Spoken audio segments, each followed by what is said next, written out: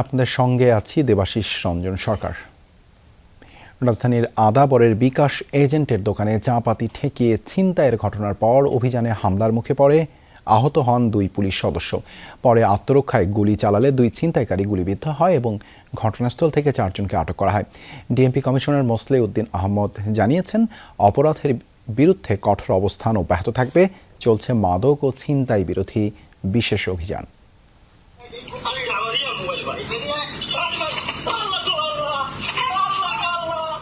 চাপাতি হাতে কয়েকজন যুবক ঢুকে পড়ে আদাবরের শেকেটেক এলাকার বিকাশ এজেন্টের দোকানে। কিছু বুঝে ওঠার আগেই দোকান মালিক শফিকুল ইসলামের হাতে কোপ বসিয়ে নগদ টাকা ও মোবাইল ফোন নিয়ে পালিয়ে যায় তারা।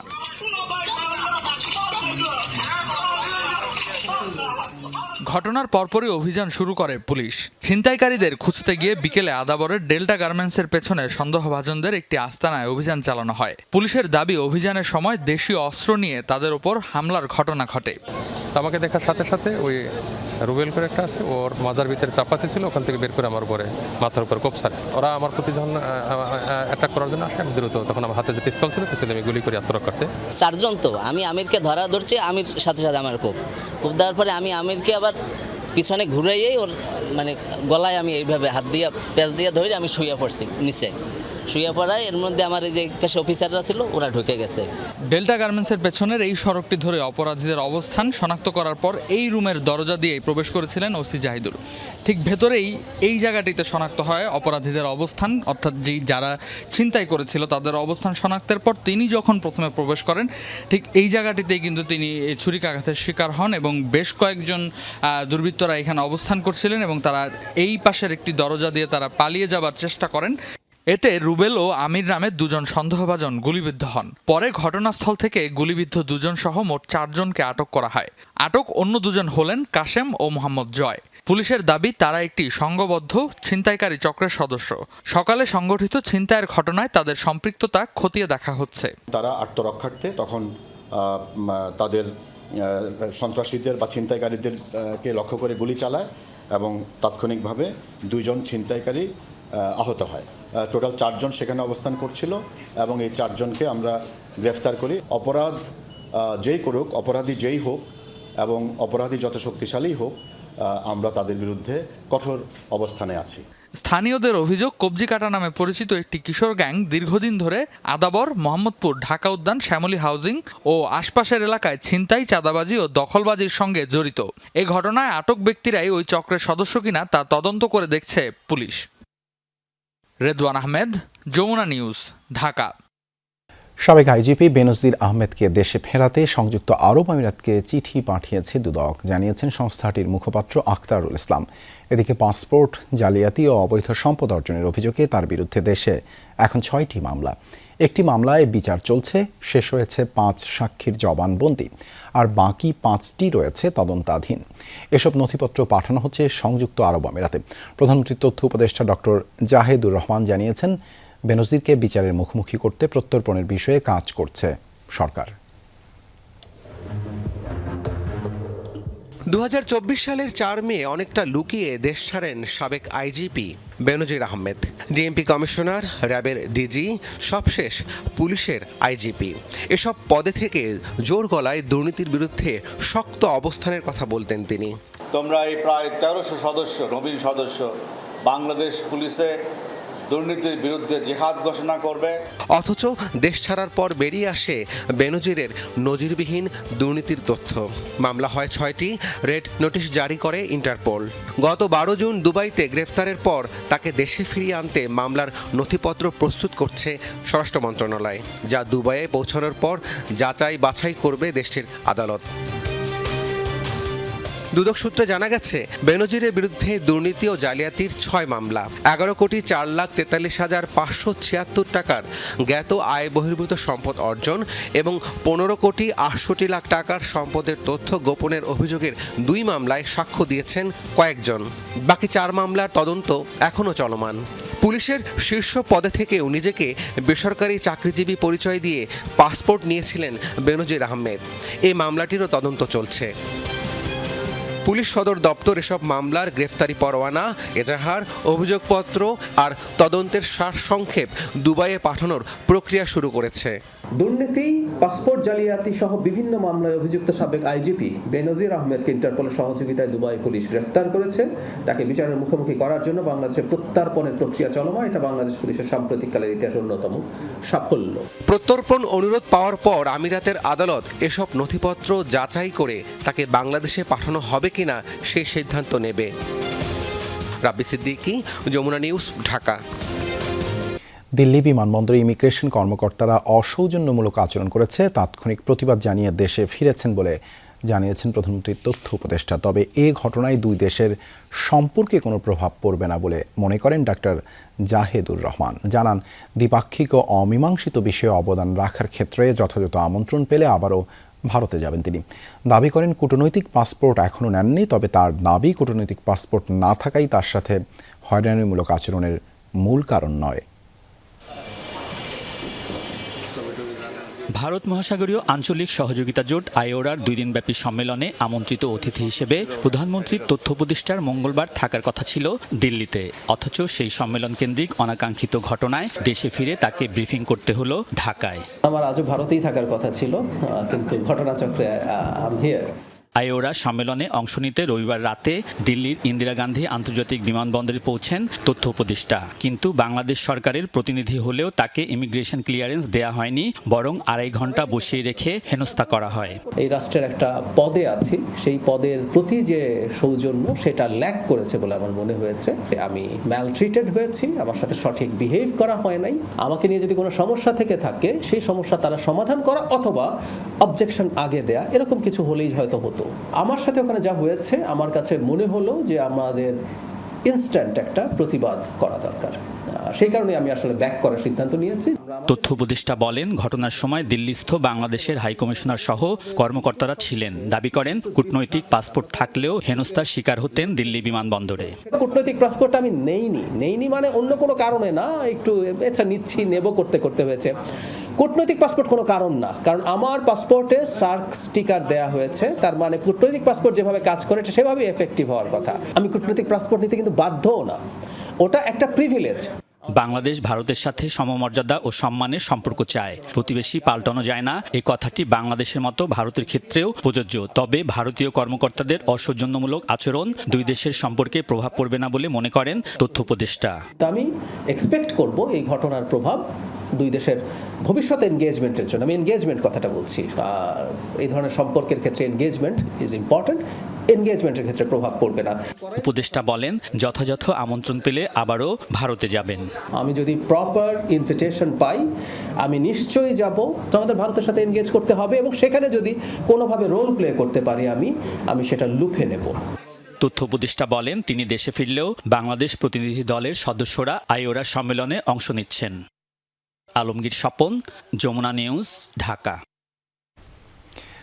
দিল্লি বিমানবন্দরে প্রধানমন্ত্রীর উপদেষ্টার সাথে অনাকাঙ্ক্ষিত ঘটনায় বাংলাদেশ ভারত সম্পর্কে নেতিবাচক প্রভাব ফেলবে বলে মনে করেন বিশ্লেষকরা। তাদের মতে এই ঘটনা অগ্রহণযোগ্য ও নিন্দনীয়। এই ঘটনা দুদেশের রাজনৈতিক সম্পর্কের দুর্বলতার প্রতিচ্ছবি বলেও মত তাদের। ভারতকে সম্পর্ক উন্নয়নে আরও বেশি মনোযোগী হবার পরামর্শ আন্তর্জাতিক সম্পর্ক বিশ্লেষকদের। আহমেদ রেজা জানাচ্ছেন বিস্তারিত। আইওআর এর একটি সম্মেলনে অংশ নিতে রোববার সরকারের তথ্য উপদেষ্টা ডাক্তার জাহেদুর রহমান ভারতের রাজধানী দিল্লির উদ্দেশ্যে রওনা হন। সেখানে বিমানবন্দরে জিজ্ঞাসাবাদের নামে প্রায় 2.5 ঘন্টা তাকে বসিয়ে রাখে ইমিগ্রেশন। এরপর দেশটিতে প্রবেশ না করে দেশে ফিরে আসেন উপদেষ্টা। রাষ্ট্রীয় কাজে দিল্লি যাওয়া এবং বিমানবন্দরে বাংলাদেশের পক্ষ থেকে সকল তথ্য জানানোর পরও এমন ঘটনা অনাকাঙ্ক্ষিত বলেছেন পররাষ্ট্রমন্ত্রী। এজন্য প্রতিবেশী দেশটির দূতকেও তলব করা হয়। এটা একটা অনাকাঙ্ক্ষিত ঘটনা, আপনি যেটা বললেন দুঃখজনক বটে। এই বিষয়ে পররাষ্ট্র মন্ত্রণালয় যথোপযুক্ত ব্যবস্থা নিচ্ছে। বিষয়টিকে গভীরভাবে বিশ্লেষণ করছেন বাংলাদেশের আন্তর্জাতিক সম্পর্ক বিশ্লেষকরা। তা অত্যন্ত অগ্রহণযোগ্য এবং আমি মনে করি যে বাংলাদেশ ভারত সম্পর্কের ক্ষেত্রে এই বিষয়টি মোটেও সুখকর এবং স্বস্তিদায়ক কোনো বিষয় না। এরকম বিহেভিয়ার কোনো অবস্থাতেই প্রমাণ করে না যে ভারত বাংলাদেশের সাথে সম্পর্ক উন্নয়নে আদৌ আগ্রহী। বিশ্লেষকদের মতে দিল্লি ইমিগ্রেশনের এমন ব্যবহার দুই দেশের রাজনৈতিক দুর্বলতার প্রতিচ্ছবি। বাংলাদেশে যারা দায়িত্বশীল পদে রয়েছেন তাদের ব্যাপারে আমার মনে হয় মনোযোগের ঘাটতি ভারতে আছে, এবং যেটা আমি মনে করি যে বাংলাদেশ ভারত রাজনৈতিক সম্পর্কের ক্ষেত্রেও কিছুটা দুর্বলতার প্রকাশই করে। এতে করে যে কাজটা হয়েছে, দুই দেশের মধ্যে সম্পর্ক সরকার লেভেলে যেমন উন্নয়ন হওয়াটা একটু ডিফিকাল্ট হয়ে গিয়েছে, এবং ভারত বিরোধী যে মনোভাব বাংলাদেশের ভেতরে জনগণের মধ্যে ছিল, সেই ভারত বিরোধী মনোভাবও আরো কিন্তু তীব্রতর হয়েছে। এমন ঘটনা কেন হয়েছে বিষয়টি খতিয়ে দেখতে সংশ্লিষ্টদের প্রতি আহ্বান জানিয়েছেন বিশ্লেষকরা। আহমেদ রেজা, যমুনা নিউজ, ঢাকা। ৩০ লাখ কোটি টাকার ঋণের বোঝা নিয়ে কাজ শুরু করেছে বর্তমান সরকার, জানিয়েছেন প্রধানমন্ত্রী তারেক রহমান। বলেছেন, গ্রামীণ মানুষদের অর্থনৈতিকভাবে শক্তিশালী করতে চায় তাঁর সরকার। দুপুরে চীন মৈত্রী সম্মেলন কেন্দ্রে বিভিন্ন গণমাধ্যমে কর্মরত মাঠ পর্যায়ে রিপোর্টারদের সঙ্গে সৌজন্য আলাপে এসব কথা জানান প্রধানমন্ত্রী। বলেন, প্রধানমন্ত্রীর দায়িত্বে চাপ আছে প্রচুর সমস্যা ও সীমাবদ্ধতা। এর মধ্যে মানবিক, সামাজিক ও ধর্মীয় মূল্যবোধ সম্পন্ন দেশ গড়তে চান তিনি। বিএনপি নেতাকর্মীদের যে কোনো অপকর্মের বিরুদ্ধে দলীয় আইন অনুযায়ী ব্যবস্থা নেওয়ার বিষয়ে নিজের কঠোর অবস্থান তুলে ধরেন তারেক রহমান। জানান, মিথ্যা ও বিভ্রান্ত সৃষ্টিকারী খবর প্রচারের বিরুদ্ধে আইনগত ভিত্তি তৈরির কাজ করছে সরকার।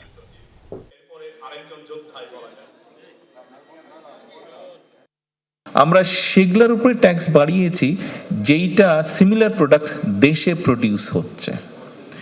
দেশে যেই প্রোডাক্টের মিলটা আছে ওইটাকে প্রোটেক্ট করার জন্য ইম্পোর্টটার উপরে আমরা ট্যাক্স বাড়িয়ে দিয়েছি। আমাদেরকে আমাদের ভবিষ্যৎ প্রজন্মকে বাঁচাতে হবে, আমাদের সন্তানদেরকে আমাদেরকে যেভাবে হোক তাদেরকে আমাদের রাইট ট্র্যাকে রাখতে হবে। সেটা শিক্ষার মাধ্যমে হোক, সেটা কালচারের মাধ্যমে হোক, সেটা স্পোর্টসের মাধ্যমে হোক, সেটা মানবিক, সামাজিক, ধর্মীয় মূল্যবোধগুলো তাদের মাঝে দেওয়ার মাধ্যমে হোক।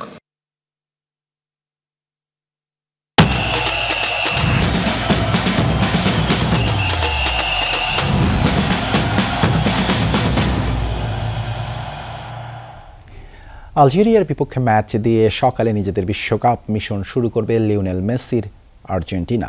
জয় দিয়ে আসর শুরুর প্রত্যয় কোচ লিওনেল স্ক্যালোনির। ইনজুরি কাটিয়ে খেলবেন গোলরক্ষক এমি মার্টিনেজ ও হুলিয়ান আলভারেজ।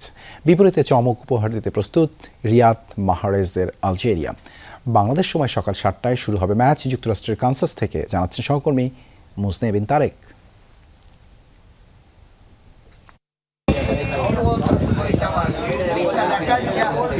বিশ্বকাপ মিশন শুরুর আগে স্বস্তির হাসি কোচ লিওনেল স্কালোনির মুখে। শঙ্কার মেঘ কেটেছে, চোট কাটিয়ে আলজেরিয়ার বিপক্ষে খেলছেন গোলরক্ষক এমি মার্টিনেজ। সংবাদ সম্মেলনে হাসি মুখে সেই তথ্য নিশ্চিত করেছেন স্কালোনি নিজেই। এমিলিয়ানো মার্টিনেজ ভালো আছে, তাকে নিয়ে ইনজুরির যে শঙ্কা ছিল তা কেটে গেছে। তাকে পাওয়া যাবে এবং প্রথম ম্যাচে খেলতে সে প্রস্তুত। আলজেরিয়ার বিপক্ষে দিবু তার সেরাটা দিতে মুখিয়ে আছে। সুখবর আছে আক্রমণ ভাগে। নাম্বার 9 পজিশনে শতভাগ ফিট হুলিয়ান আলভারেজ। আক্রমণ ভাগে লিওনেল মেসির সঙ্গী হতে এই অ্যাটলেটিকো মাদ্রিদ তারকাকে লড়তে হবে লাউতারো মার্টিনেজের সঙ্গে। তবে রক্ষণে অভিজ্ঞ তাগলিয়াফিকোর সার্ভিস মিস করবে আলভিস সেলেস্তারা।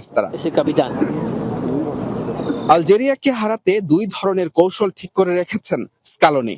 4-3-3 অথবা 3-5-2 ফরমেশনে ম্যাচ শুরু করবে আলভিস সেলেস্তারা। এলেমটেনের শেষ বিশ্বকাপের শুরুটা ভালো করতে সব বিকল্পই হাতে রেখেছেন এই আর্জেন্টাইন মাস্টার মাইন্ড। আসলে আলজেরিয়া মরক্কোর মতোই এক প্রতিপক্ষ। তারা বেশ একই রকম খেলে। তাদের দলে দুর্দান্ত কিছু খেলোয়াড় আছে এবং তাদের একজন দারুণ কোচ আছেন যাকে আমিও চিনি এবং যিনি তার দলকে খুব ভালো খেলান। আর ব্রাজিল বনাম মরক্কোর ম্যাচটি দেখলে বোঝা যায় কেন আপনার আত্মতুষ্টিতে ভোগার কোনো সুযোগ নেই। স্পেনের ক্ষেত্রেও আমরা দেখেছি যে কোনো প্রতিপক্ষই সহজ নয়।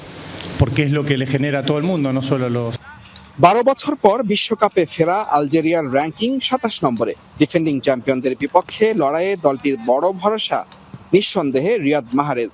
জমাট রক্ষণের সঙ্গে কাউন্টার অ্যাটাকে আর্জেন্টিনাকে রুখে দেওয়ার পরিকল্পনা আফ্রিকার প্রতিনিধিদের। বিশেষ করে গোলরক্ষক পজিশনে সবার দৃষ্টি থাকবে জিদান পুত্র লুকা জিদানে। বিশ্বকাপের আগে নেদারল্যান্ডসকে হারানো ও উরুগুয়ের সঙ্গে ড্রয়ের আত্মবিশ্বাস সঙ্গী টিম আলজেরিয়ার। প্রথম ম্যাচটি সবার জন্যই কিছুটা অজানা বা রহস্যময়। এ কারণে আমাদের নিজেদের উপর মনোনিবেশ করা, নিজেদের উজাড় করে দেওয়ার চেষ্টা করা এবং কাঙ্ক্ষিত ফলাফল বয়ে আনা অত্যন্ত গুরুত্বপূর্ণ। কারণ প্রথম ম্যাচের ফলাফল সবসময় আপনাকে পরবর্তী ম্যাচগুলোর দিকে আরো বেশি আত্মবিশ্বাস ও ইতিবাচক মনোভাব নিয়ে এগিয়ে যেতে সাহায্য করে। এর আগে একবারই মুখোমুখি হয়েছিল দুদল। 2007 সালের সেই ম্যাচে 4-3 গোলে জিতেছিল আর্জেন্টিনা। যুক্তরাষ্ট্রের এই কানসাস সিটি স্টেডিয়ামে নিজেদের বিশ্বকাপ মিশন শুরু করবে আর্জেন্টিনা। চিরপ্রতিদ্বন্দ্বী ব্রাজিল নিজেদের প্রথম ম্যাচে মরক্কোর কাছে হোঁচট খেয়েছে, তাই বাড়তি সতর্কতা আলবিসেলেস্তা শিবিরে। পূর্ণ শক্তিমত্তা এবং সেরা কৌশল নিয়েই মাঠে নামবেন কোচ স্কালোনি। বিপরীতে 12 বছর পর বিশ্বকাপ খেলতে আসা আলজেরিয়া অপেক্ষায় আছে একটি অঘটন জন্ম দেয়ার। Mujrabin Tarek, Jamuna sports, Kansas City stadium, Kansas, যুক্তরাষ্ট্র। যেখানে আর্জেন্টিনা আছে সেই কানসাস সিটিতে এখন আছেন সহকর্মী মুজরাবিন তারেক। তারেক, রাতেই স্ক্যালোনি তার একাদশ ঠিক করেন বলে জানিয়েছিলেন, তো আপনার ওখানে এখন তো দিনের আলোয় কি মনে হচ্ছে একাদশ কেমন হতে পারে? তাতে আলোটা তো থাকবে আলবিসেলেস্তাদের। দেবাশিস, যুক্তরাষ্ট্রের কানসাস থেকে শুভ সকাল জানাচ্ছি যমুনার দর্শকদের। এই মুহূর্তে আছে কানসাস সিটিতে এবং এখন থেকে প্রায় 9 ঘন্টা পর যুক্তরাষ্ট্র কানসাস সিটিতে আর্জেন্টিনা তাদের বিশ্বকাপ মিশন শুরু করবে। যেটি বলছিলেন যে একাদশ বা কৌশল নিয়ে কোচ স্কালোনি তিনি কিন্তু শুরু থেকেই বেশ গোপনীয়তা রেখেছেন। বিশেষ করে তার এবারের আর্জেন্টিনার অনুশীলনে, যেটা আমাদের যমুনার দর্শকদেরকে দেখাচ্ছিলাম, ব্যাপক গোপনীয়তা এবং শুধুমাত্র একদিনই অনুশীলন দেখার সুযোগ পেয়েছেন এখানকার গণমাধ্যম কর্মীরা। তবে যেটি প্রত্যাশা করা হচ্ছে 4-3-3 বা 3-5-2। 3-5-2 হলে সেক্ষেত্রে ডিফেন্সে 3 জন পরীক্ষিত আছেন, রোমেরো অথবা মিদিনা এবং ওতামেন্ডি ও লিসান্ড্রো মার্টিনেস। এবং মিডফিল্ডে ভরসা 3 জন পরীক্ষিত সৈনিক, ডিপল এবং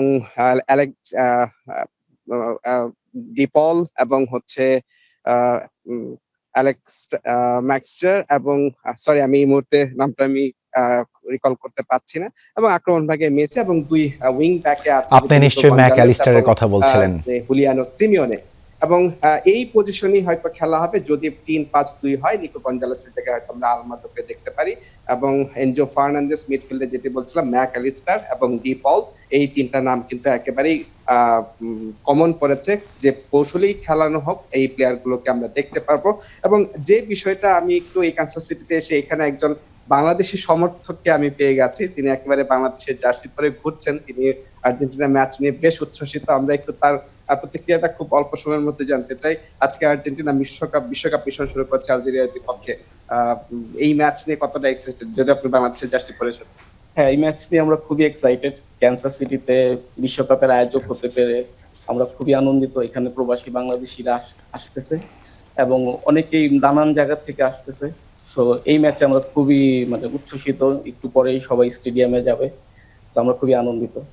বিশ্বকাপের এই উন্মাদনাটা কিন্তু কানসাস সিটিতে এসে দেখতে পাচ্ছি এবং আলজেরিয়ার বিপক্ষে আর্জেন্টিনার এই মিশনটা, ম্যাচটা খুব একটা সহজ হবে না। এটা বারবার করে ম্যাচ পূর্ব সংবাদ সম্মেলনে স্কালোনি কিন্তু বলেছেন এবং তিনি মরক্কোর উদাহরণ টেনেছেন যে সেটাই আপনার প্রতিবেদনে আমরা দেখেছি। ধন্যবাদ তারেক আমাদের সাথে যুক্ত হওয়ার জন্য। এদিকে বিশ্বকাপে আর্জেন্টিনার খেলার আগাম উন্মাদনায় মাততে দলটির ফ্যান ক্লাবের শোভাযাত্রায় অংশ নিয়েছেন শত শত সমর্থক। সাদা নীলের রঙে মেতে মঙ্গলবার বিকেলে রাজধানী ঢাকার শাহবাগে জড়ো হতে থাকেন আলবিসেলেস্তাদের সমর্থকরা, যেখানে অংশ নেন দক্ষিণ সিটি কর্পোরেশনের প্রশাসক আব্দুস সালামও। আর্জেন্টিনার পতাকার পাশাপাশি লাল সবুজের পতাকা উড়িয়ে শাহবাগ থেকে সায়েন্স ল্যাব হয়ে রবীন্দ্র সরোবরে জড়ো হয় সাদা নীলের সমর্থকরা। কণ্ঠ উঁচিয়ে জানান দেন আবারও বিশ্বজয়ের আকাঙ্ক্ষার। এ সময় আর্জেন্টিনা সমর্থকদের শুভকামনা জানান দক্ষিণ সিটির প্রশাসক আব্দুস সালাম।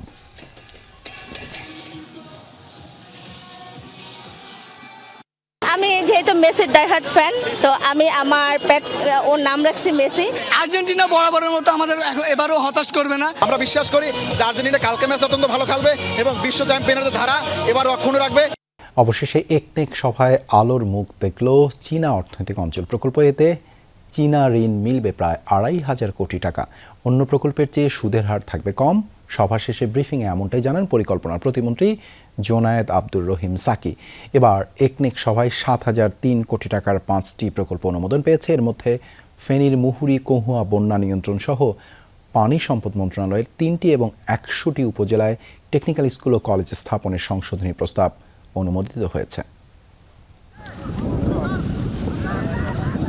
প্রায় 1 দশক ধরে ঝুলে আছে চট্টগ্রামের আনোয়ারার চীনা অর্থনৈতিক অঞ্চল প্রকল্প। তবে প্রধানমন্ত্রীর বেজিং সফরের আগেই মিলেছে সুখবর, বিএনপি সরকারের 5ম একনেক সভায় অনুমোদন পেয়েছে প্রকল্পটি। সকালে সচিবালয়ে প্রধানমন্ত্রী তারেক রহমানের সভাপতিত্বে একনেক সভা অনুষ্ঠিত হয়। পরিকল্পনা কমিশন জানায় এ প্রকল্প বাস্তবায়ন হলে $50 কোটি বিনিয়োগ আসবে, কর্মসংস্থান হবে 1 লাখ মানুষের। প্রকল্পের আওতায় গ্যাস, বিদ্যুৎ সংযোগ, সড়ক ও সেতুসহ প্রয়োজনীয় অবকাঠামো তৈরি করা হবে। 5 বছরের মধ্যে এটি বাস্তবায়ন করবে বেজা। এছাড়াও পানি সম্পদ মন্ত্রণালয়ের 3টি প্রকল্প ও 100টি উপজেলায় টেকনিক্যাল স্কুল অ্যান্ড কলেজ স্থাপনের সংশোধনী প্রস্তাব অনুমোদন পেয়েছে সভায়। Supporting infrastructures project for Chinese economic and industrial zone, যে পরিবেশগত যে বিবেচনার জায়গা, এইটা যে ঘাটতিগুলো আছে সেগুলো পূরণ করতে হবে এই প্রকল্পে। একই সাথে সেখানে নবায়নযোগ্য জ্বালানি, বিশেষভাবে সোলার বিদ্যুতের ব্যবস্থা সংযুক্ত করে এই প্রকল্পটা অনুমোদন দেওয়া হয়েছে। অন্য ক্ষেত্রে যে সমস্ত লোনের সুদের হার, তাতে এই সুদের হার অনেকটাই কম আছে। একনেক সভায় দীর্ঘশত্রুতার যেসব প্রকল্প 60% বেশি বাস্তবায়ন করা হয়েছে তা দ্রুত সম্পন্ন করার সিদ্ধান্ত হয়েছে। কাজের গতি বাড়াতে তদারকি করবে প্রধানমন্ত্রীর কার্যালয় এবং সংশ্লিষ্ট দফতর। সব কিছু নিয়ে একটা ড্যাশবোর্ড হবে, যেটা মাননীয় প্রধানমন্ত্রীর কার্যালয়ে থাকবে, পরিকল্পনা মন্ত্রণালয় থাকবে, অর্থ মন্ত্রণালয় থাকবে, প্রত্যেকটি মন্ত্রণালয় থাকবে তাদের নিজ নিজ প্রকল্পগুলোর ক্ষেত্রে, যাতে করে সমস্ত দায়িত্বপ্রাপ্ত মন্ত্রীবর্গ এবং অন্যান্য কর্মকর্তারা তারা এটার প্রতিটি অগ্রগতি দেখতে পান, কোথায় কোন প্রকল্প কোথায় যাচ্ছে। সভায় কক্সবাজারে বিমান সেনা ব্যারাক কমপ্লেক্স নির্মাণ সহ 50 কোটি টাকার কম ব্যয় সম্বলিত 4টি প্রকল্প অবহিত করা হয়েছে। সবুজ পাতার যে প্রকল্পগুলো তার সাথে ইন্টিগ্রেট করা যায়, তার জন্য আমরা কাজ করছি। হুমায়ুন রশিদ, যমুনা নিউজ, ঢাকা। বিএনপি বিপ্লবী নয়, উদারপন্থী গণতান্ত্রিক দল। প্রেস ক্লাবে সংবাদপত্রের কালো দিবস শীর্ষক আলোচনা সভায় দলের মহাসচিব মির্জা ফখরুল ইসলাম আলমগীর বলেন, বিএনপি আমলের সাংবাদিক দমন সবচেয়ে কম হয়েছে।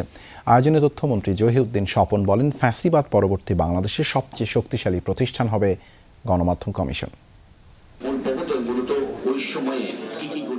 1975 সালের 16 জুন সরকারি প্রচারপত্র হিসেবে মাত্র 4টি দৈনিক রেখে সকল সংবাদপত্রের ডিক্লারেশন বাতিল করে দেয় বাকশাল সরকার। সংবিধানের 4র্থ সংশোধনীর ধারাবাহিকতায় এই ঘটনাকে দেশের ইতিহাসে সংবাদ মাধ্যমের কালো দিবস হিসেবে আখ্যায়িত করা হয়। এই পত্রিকাগুলো ছিল স্বৈরাচার বিরোধী যে কোনো বিষয়ের প্রতি সবচেয়ে সোচ্চার। মঙ্গলবার প্রেস ক্লাবে এ বিষয়ে আলোচনায় তথ্যমন্ত্রী জহিরুদ্দিন স্বপন বলেন, একদলীয় রাষ্ট্র কায়েম করতে গণমাধ্যমের শ্বাসরোধ করেছিল আওয়ামী লীগ সরকার। বাকশাল গঠনের প্রতিক্রিয়া যেভাবে ছড়িয়ে পড়ছিল, তাদের ধারণা হয়েছিল যে গণমাধ্যমকে গলা টিপে হত্যা না করতে পারলে 4র্থ সংশোধনের এই 20 বাষ্প থেকে ক্ষমতাসীনরা রক্ষা পাবে না। রাষ্ট্র চোখ রাঙিয়ে কথা বলতো, এখন রাষ্ট্র আপনাদের সঙ্গে সমস্যা সমাধানের যে প্রক্রিয়া, তার একজন সহযোগী অংশীদারে পরিণত হতে চায়। তথ্যমন্ত্রী বলেন, ইন্টারনেট ও প্রযুক্তির ব্যবহারে সংবাদ মাধ্যমের পরিসর বেড়েছে। গণমাধ্যম ও সাংবাদিকদের স্বার্থ সুরক্ষায় স্বাধীন গণমাধ্যম কমিশন গঠনে কাজ করছে সরকার। সকলে মিলে একটা গণমাধ্যম কমিশন এবং তার কোয়ার্সি জুডিশিয়াল ক্ষমতা সহ একটা প্রতিষ্ঠান দাঁড় করে ফেলতে পারি আমরা, তাহলে এই প্রতিষ্ঠান হবে বাংলাদেশে ফ্যাসিবাদ উত্তর বাংলাদেশের নতুন যাত্রার সবচেয়ে শক্তিশালী প্রতিষ্ঠান।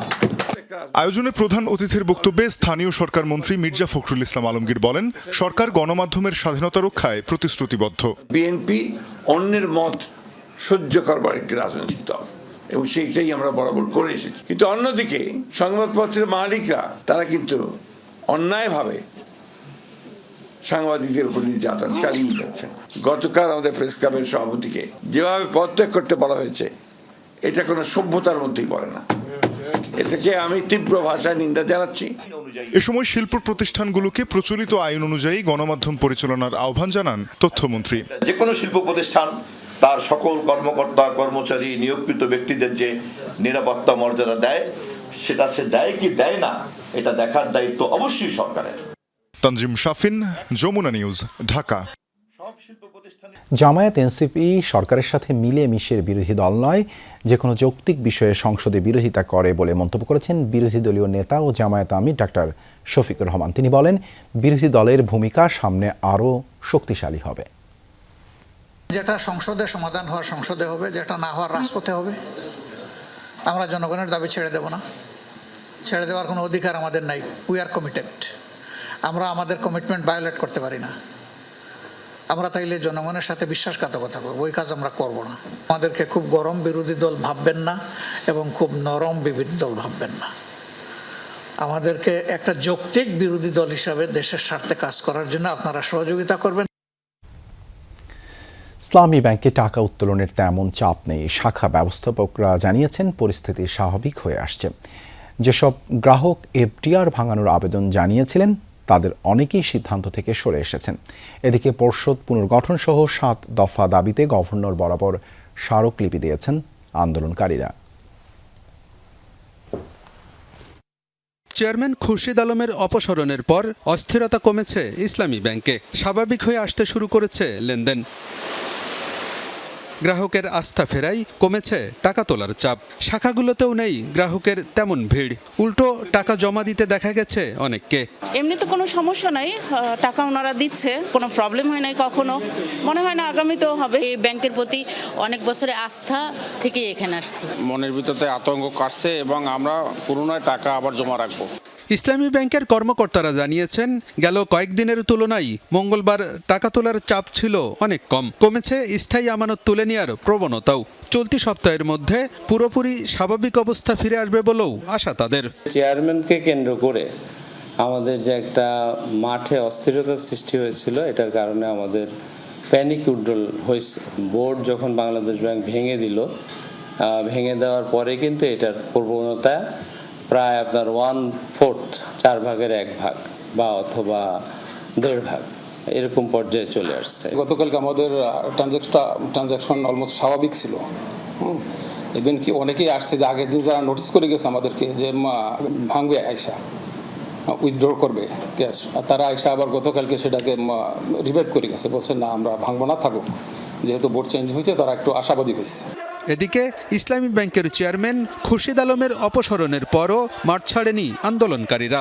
মঙ্গলবারও প্রধান কার্যালয়ের সামনে জড়ো হয়ে বিক্ষোভ করেন তারা।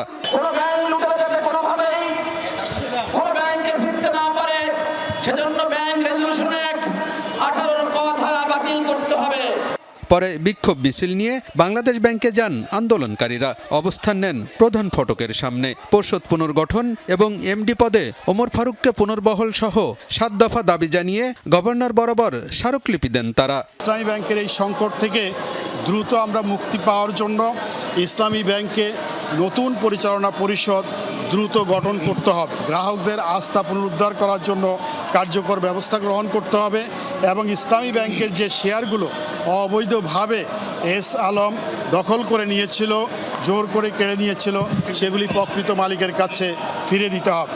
ব্যাংকিং খাতে স্থিতিশীলতা ফেরাতে সরকার এবং বাংলাদেশ ব্যাংকে কার্যকর উদ্যোগ নেওয়ার দাবি জানিয়েছেন আন্দোলনকারীরা। আলমগীর হোসেন, যমুনা নিউজ, ঢাকা। লালমনিরহাটের আদিতমারীতে শিশুকে হত্যার ঘটনায় অভিযুক্তের বাড়িতে ভাঙচুর, অগ্নিসংযোগ করেছে বিক্ষুব্ধরা। বিক্ষুব্ধদের হামলায় আহত হয় পুলিশ সহ অন্তত 30 জন। দায়িত্বে গাফিলতির অভিযোগে প্রত্যাহার করা হয়েছে থানার ওসিকে। এদিকে নরসিংদীর রায়পুরে আধিপত্যকে কেন্দ্র করে দুপক্ষের সংঘর্ষে গুলিবিদ্ধ হয়ে এক অনিক নামের যুবকের মৃত্যু হয়েছে। আহত 4 জন হাসপাতালে চিকিৎসাধীন। লালমনিরহাটের আদিতমারীতে নিখোঁজের একদিন পর ভুট্টা ক্ষেত থেকে উদ্ধার হয় 7 বছরের শিশু নন্দিনীর মরদেহ। এই ঘটনায় জড়িত সন্দেহে বিক্ষুব্ধরা সকাল থেকেই প্রতিবেশী বিধানচন্দ্রের বাড়ির সামনে জড়ো হতে থাকেন। এক পর্যায়ে বাড়ি ঘরে ভাঙচুর ও অগ্নিসংযোগ করে তারা। ঘেরাও করে রাখেন অভিযুক্তের বাড়ি। পরিস্থিতি নিয়ন্ত্রণে মোতায়েন করা হয় পুলিশ, আনসার ও বিজিবি। এ সময় বিক্ষুব্ধদের হামলায় পুলিশ সহ আহত হয় অন্তত 30 জন। স্বজন ও স্থানীয়দের অভিযোগ, গতকাল নিখোঁজ হওয়ার পর থানায় গেলেও পুলিশ কোনো অভিযোগ গ্রহণ করেনি।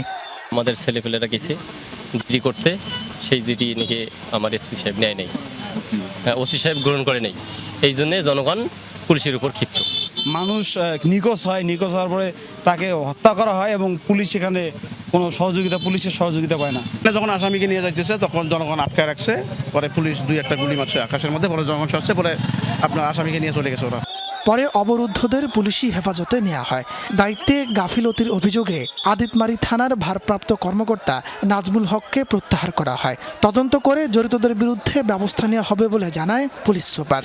যখন আমরা নিয়ে আসি তখন আবার হঠাৎ আন্দোলিত হয়ে যখন রাস্তা ব্যারিকেড দিল, আমাদের গাড়ি সরকারি সম্পত্তির উপরে যখন অ্যাটাক করলো, আমাদেরকে যখন অ্যাসল্ট হলো, তখন আমরা সরকারি সম্পত্তি এবং জানমালের নিরাপত্তা নিশ্চিতের জন্য আমরা জাস্ট সাউন্ড গ্রেনেড ব্যবহার করেছি।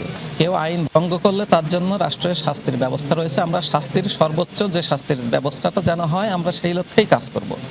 এভাবে প্রকাশ্যে আগ্নেয়াস্ত্র নিয়ে প্রতিপক্ষের দিকে এগিয়ে যাওয়া, কারো গায়ে আবার বুলেট প্রুফ জ্যাকেট। নরসিংদীর রায়পুরার দড়িগাঁও এলাকায় দুপক্ষের সংঘর্ষের সময় দেখা যায় এমন চিত্র। জানা যায় দীর্ঘদিন ধরেই আধিপত্য বিস্তার নিয়ে নাজিমুদ্দিন ও আলাল মুন্সির গ্রুপের মধ্যে বিরোধ চলছে। এর জেরে সংঘর্ষে জড়ায় তারা। সংঘর্ষে 3 জন গুলিবিদ্ধ সহ আহত হয় বেশ কয়েকজন। ঘরের মধ্যে গুলি করছে, আমরা বাড়ির মধ্যে আয়া, আমরা বাড়ি কোনো কাজা দিনের মানুষ না, আমরা কাজা করি না। আমরা কোন দলে যে মারছে ভাই কইতে পারলে তো জানলাম, বলে খুঁজ করতারি না। আমি তো আমার শ্বশুর বাড়িতে আছিলাম। খবর পেয়ে আইনশৃঙ্খলা বাহিনী পরিস্থিতি নিয়ন্ত্রণে আনে। আহতদের ভর্তি করা হয় নরসিংদী সদর হাসপাতালে।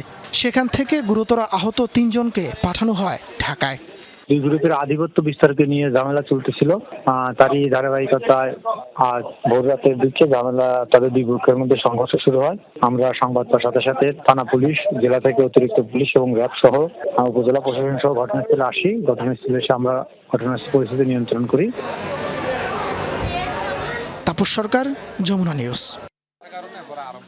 দেশের সবচেয়ে বড় বস্তি করাইল, সেখানকার বাসিন্দারাই টিকিয়ে রেখেছে সবচেয়ে অভিজাত এলাকা গুলশান বনানীর মানুষের গৃহস্থালির সার্ভিস বা সেবা কার্যক্রম। 4 লাখের বেশি বাসিন্দার অধিকাংশই জীবনযুদ্ধে ক্লান্ত। অভিযোগ রয়েছে 1.5 লাখের মতো ভোটার আর 1.25 লাখ কিশোর দিনের পর দিন রাজনৈতিকভাবে ব্যবহৃত হচ্ছে। বাসিন্দাদের দাবি, তাদের জনশক্তিতে পরিণত করার পরিকল্পনা না থাকায় দিন দিন বাড়ছে অপরাধের মাত্রা।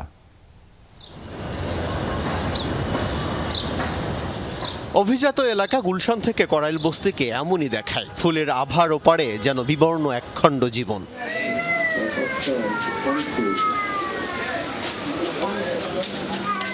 90 দশকের শুরুর দিকে গুলশান বনানীর শিল্প প্রতিষ্ঠানে কর্মরত কয়েকজন স্বল্প আয়ের শ্রমিক এই জমিতে বসবাস শুরু করেন করাইল বস্তির গোড়াপত্তন। তাদেরই উত্তরসূরি যেন এই মানুষগুলো।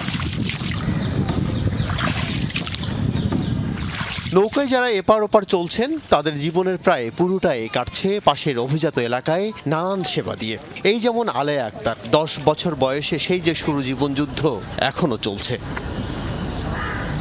করার তো আর কিছু নাই, গরিবের সংসার বুঝেন না, যে কষ্ট মষ্ট তো সংসারই চালাইন না বুঝি ফুলাহান লইয়া। আলেয়ার শিশুকালের মতোই এমন অন্ধকার গলি আর এক টুকরো আকাশের নিচেই বেড়ে ওঠে এখানকার সব শিশু। ব্যবসা, গরম আর উৎকট গন্ধ যেন নিত্য সঙ্গী। কোনো খোঁজ খবর কেউ নেয় না, কেউ কিছু করে না। উচ্ছ্বাসের সুযোগও মেলে কদাচিৎ। এই উচ্ছ্বাসেও লুকিয়ে থাকে বঞ্চনার সুর আর বেড়ে ওঠার দুঃখ। কেননা এই বয়সেও সংসারের বোঝা বইছেন কেউ কেউ, আবার এই বয়সেই কেউ কেউ জড়াচ্ছেন নানান অপরাধে।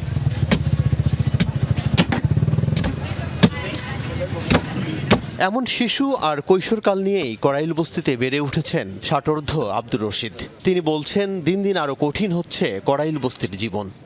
এখন ধরেন মুরব্বী নাই, কোনো কিছু নাই, যে যেমনি পারছে হে এমনি করতে আসে, যে যেমনি পারছে হে ফাফড় মারতে আসে। স্থানীয়রা বলছেন মাদক আর দখলবাজিতে বিপুল অঙ্কের অর্থের হাতছানি এই ভূখণ্ডে। জমি দখল ও বর্জ্য দিয়ে জলাশয় ভরাট করে গুলশান লেকও চলে যাচ্ছে বস্তির গর্ভে।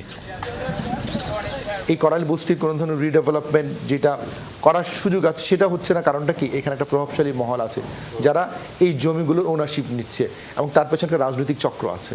এবং কোনো সরকারি এসে কিন্তু এই যে কারা এই করাইল বস্তির নিয়ন্ত্রণ নিয়ে বসে আছে সেই শক্তিশালী চক্রগুলো কারা? এই টাকাটা কি শুধুমাত্র দরিদ্র বস্তিবাসীর মধ্যে আবর্তিত হয়, নাকি উপরের দিকে যারা বিত্তশালী এবং রাজনৈতিকভাবে প্রভাবশালী তাদের মধ্যে আবর্তিত হয়? এটা নিয়ে কিন্তু কোনো সরকারই কিন্তু কখনো কোনো আওয়াজ তোলে না। এসব অপরাধ নিয়ে অনেককে সোচ্চার হতেও দেখা যায়, কিন্তু ভয়েই মুখ খোলেন না অধিকাংশই। তারাই মূলত এলাকাটা আমাকে ওই যে বস্তিটা নিয়ন্ত্রণ করে, এবং করাপশনের যে ব্যাপারগুলো, দুর্নীতি, তো তারাই এগুলোর সাথে জড়িত, বুঝতে পারছেন। কড়াইল বস্তির অপরাধ জগৎ ছেড়ে স্বাভাবিক জীবনের পথ বেছে নেয়ার দাবিও করেন কেউ কেউ। আমার জীবন আমি নেশা করেছি এক সময়, এই এলাকা ছেড়ে গেছি, এই এলাকার থেকে আবার সুস্থ এই এলাকায় এসেছি। সম্প্রতি কড়াইল বস্তি নিয়ে সরকারের বৃহৎ পরিকল্পনার কথা শোনা গেলেও এখনও তা বড় পরিসরে বাস্তবায়ন শুরু হয়নি। যখন এই ধরনের হাই রেজ অ্যাপার্টমেন্ট বিল্ডিংগুলো করা হয়, প্রকৃত অর্থে প্রকৃত বস্তিবাসীরা সেখানে যেতে পারে না। এটা ঢাকা শহরে বিভিন্ন বস্তিতে নিয়ে যে প্রকল্প হয়েছে, ভাষানটেক থেকে শুরু করে ইদানিংকালে যে মিরপুরে যে গল্পগুলো একই। আল আমিনা কহন, যমুনা নিউজ, ঢাকা। দেশের আকাশে 1448 হিজরি সনের পবিত্র মহরম মাসের চাঁদ দেখা গেছে। সন্ধ্যায় বায়তুল মোকাররম জাতীয় মসজিদে জাতীয় চাঁদ দেখা কমিটির সভায় সিদ্ধান্ত হয়। কাল থেকে পবিত্র মহরম মাস গণনা করা হবে। সেই হিসেবে আগামী 26 জুন শুক্রবার পবিত্র আশুরা পালিত হবে। পবিত্র মহরম মাসের চাঁদ দেখা সম্পর্কে সব জেলা প্রশাসন, ইসলামিক ফাউন্ডেশনের প্রধান কার্যালয়, বিভাগীয় ও জেলা কার্যালয়, আবহাওয়া অধিদপ্তর এবং মহাকাশ গবেষণা ও দূর অনুধাবন প্রতিষ্ঠানে স্পার্স হতে প্রাপ্ত তথ্য পর্যালোচনা করে এই তথ্য জানিয়েছে জাতীয় চাঁদ দেখা কমিটি।